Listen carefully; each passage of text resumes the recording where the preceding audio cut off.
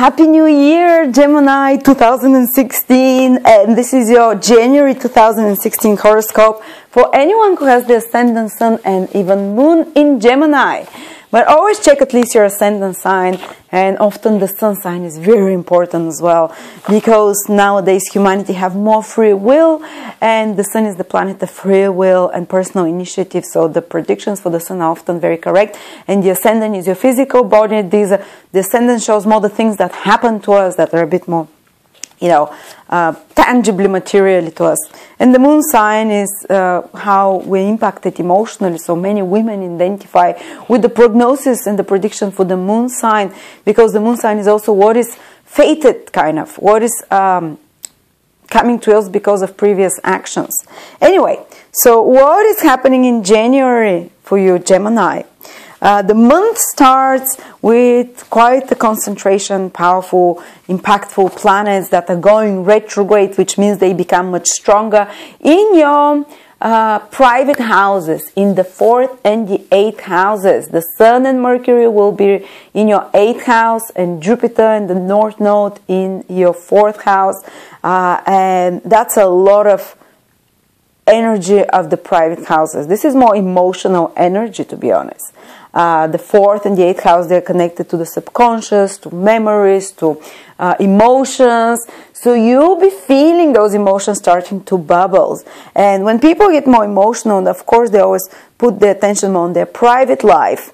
You know, when we're busy with work, responsibilities, duty, we kind of detach from emotional and personal in a world. But when planets trigger those private houses, those old memories start coming to the surface, and not only old memories, but emotional states come to the surface, which can make us very magnetic sometimes as well. But you'll be asked to put in order and arrange matters, because you have earth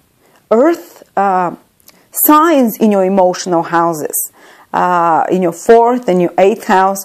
So you kind of, as Gemini, you naturally approach more emotional matters in a more practical way. That's one of the reasons that Gemini is known also to be more, not so emotionally falling over like other signs, because, and all air signs are like that. You have in the emotional houses earth signs. And when you do that, you kind of, when there is emotional issue, you go and try and tackle it rationally. And now planets will help you do that. For example, let's see, Mercury is going retrograde in your 8th house, which is the house of intimacy and very deep, intimate communications. And so you might be finding some information now that is hidden, that is private, that impacts you on a deep emotional level. It doesn't have to be negative always, it can be something that actually, it can be negative. We cannot say unless we know your personal chart to see if your 8th house, if Mercury is doing easy or difficult aspects from your 8th house. If it's difficult, some secret can bubble up, some secretive information that has an emotional impact on you. And if it's good aspects, it can be in a positive way. You might have very deep bonding conversations with someone, very intimate conversation, because the 8th house is this intimacy. And you might be communicating with a partner, because Mercury, when it goes retrograde, it's all about revising and trying to fix and improve something through the verbal, spoken, written word.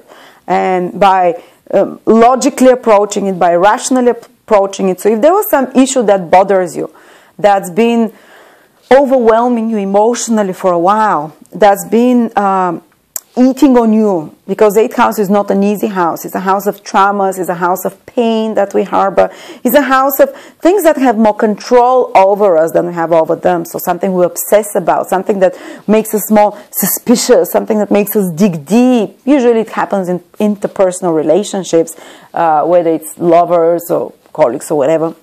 But these things, you'd want to research them more deeply, and you'd want to talk about them, and you'd want to go over them and understand them practically and rationally. And this happens in January, and by February the whole process finishes, by the end of February.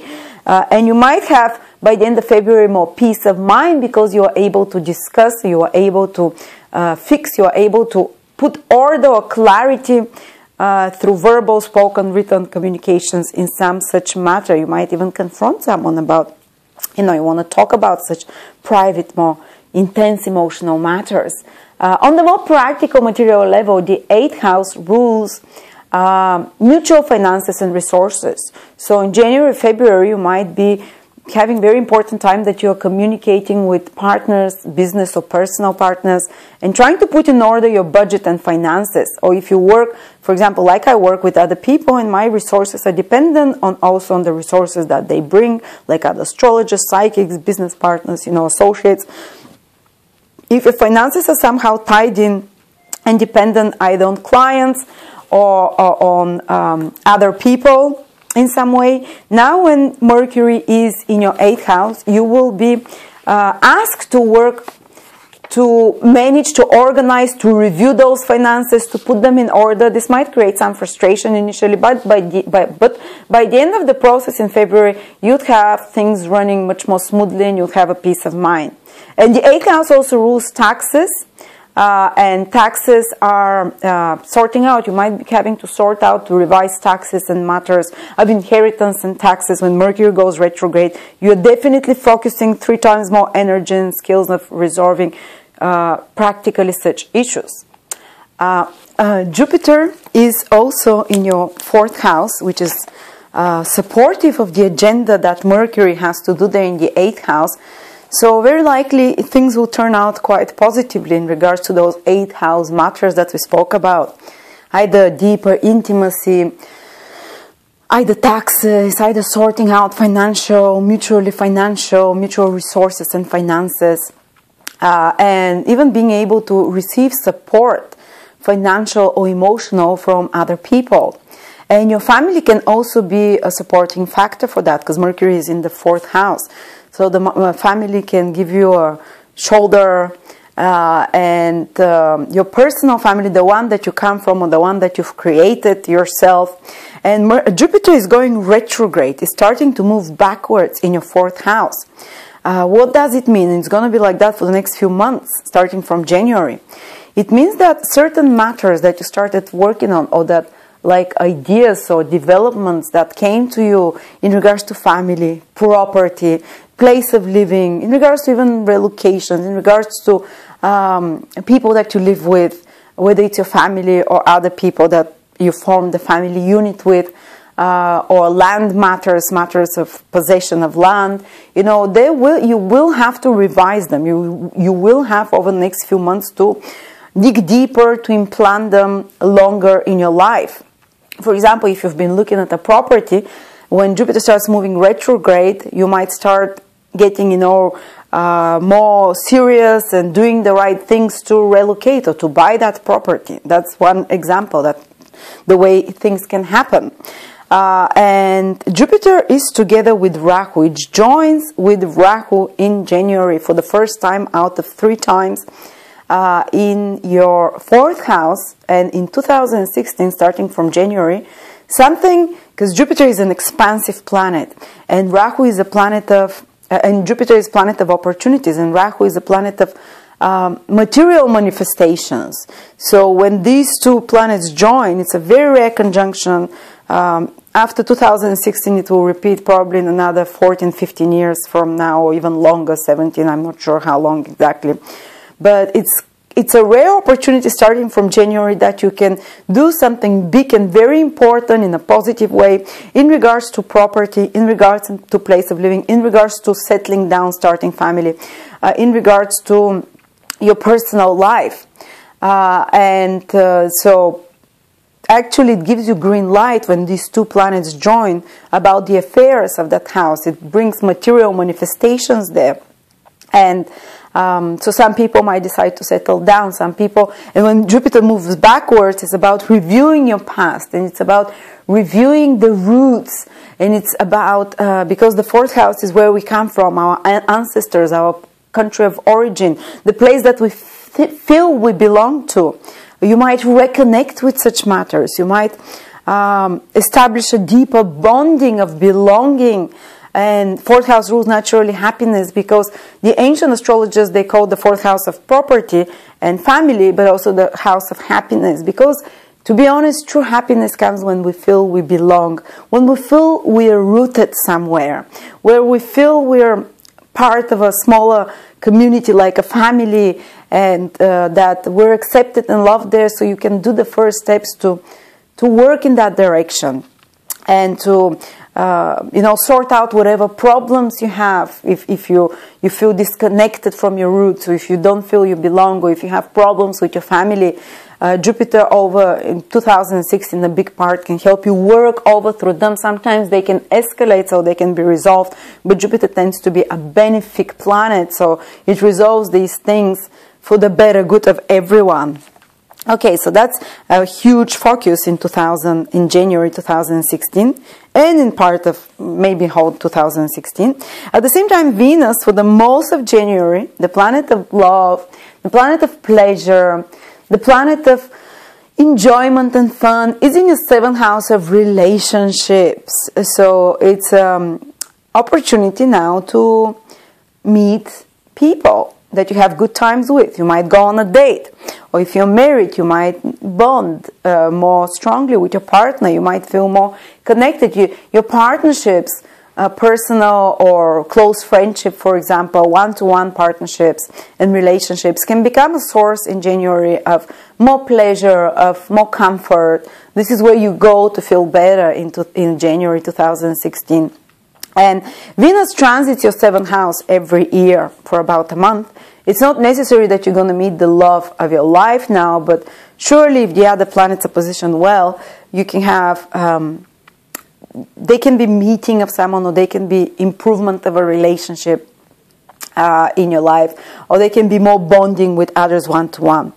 And let me just give you some specific days. Those of you, Saturn will be also in your 7th house, and those of you that are born, but actually because Venus joins Saturn in your 7th house, approximately the first 10 days, the first 10, 12 days of January, so the first half of January, Saturn is a very serious planet, and Venus is the planet of seeing balancedly, of resolving issues through a balanced point of view. And Saturn is the planet that shows where problems are. So there might be some very serious decisions that you take in regards to relationships. That you see some relationships in a more clear light, that some problem that is there, you might have the opportunity to resolve it in regards to relationship.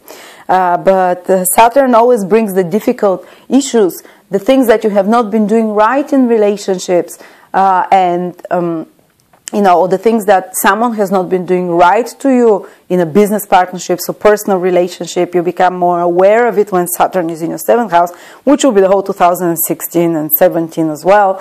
But now, because Venus joins it, it brings even more to the surface those taking some important decisions in regards to business partnerships or personal partnerships. And some of you will feel Saturn much more strongly, the testing energy of Saturn. Those who have Sagittarius, Sun, Moon, or Ascendant, from around the 10th to around the 15th degree in Gemini. Sorry, not Sagittarius, Ascendant. I'm talking those of you who have Sun, Moon, or Ascendant in Gemini. Saturn will be exactly in the 7th house, but especially from the degrees from 10 till 15 degrees, which means if you're Gemini Sun born, for you this happens if you're born from around the 1st of June to around the 6th, 5th, 6th of June. Maybe even if you're the 31st of May. Or if you have your Ascendant or Moon from 10 till 15 degrees. So Saturn is opposing your Sun, Moon, or Ascendant. What does it mean?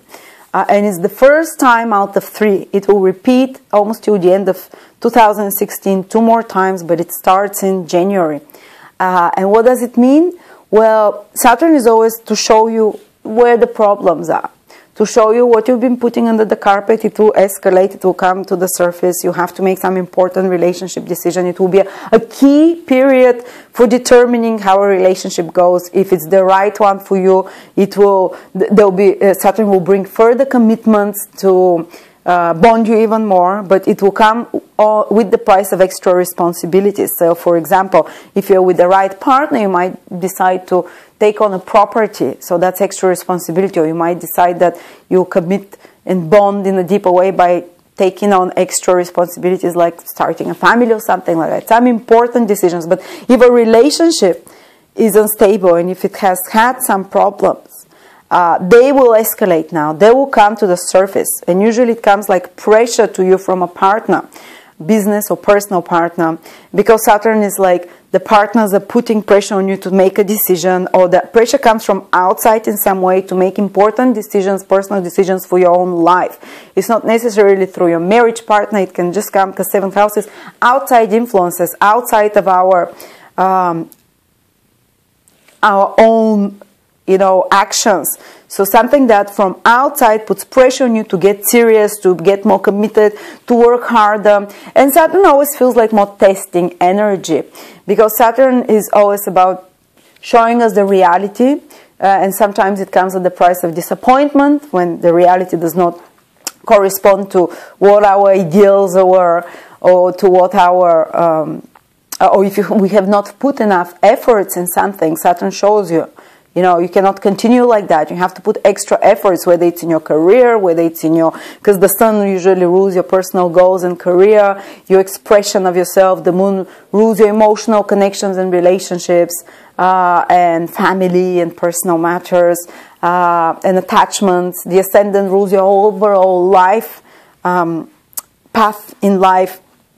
So, Saturn being in your 7th house will definitely now, especially those degrees that I mentioned, will push you to take certain big important decisions, to get very serious, to sort out what your priorities are, and to stop playing around, to get serious, because you feel like time is running out. There is pressure, either it comes to you from like pressure from outside or from partners, but you're asked to put your shit in order, to get your stuff together. And if something does not work in your life, Saturn will remove it through the medium of outside sources, or because you make the decision and you get rid of those things that no longer work. So cutting the dead wood, such a process is starting. But anyway, for all other Gemini that are beyond those degrees, I already mentioned how the energies will play out. I hope you enjoyed that prediction. It's a month of more deeper psychological, emotional matters that you're resolving, that you're thinking about, deep, important conversations. And thank you very much. Subscribe to my channel, and I will see you in February.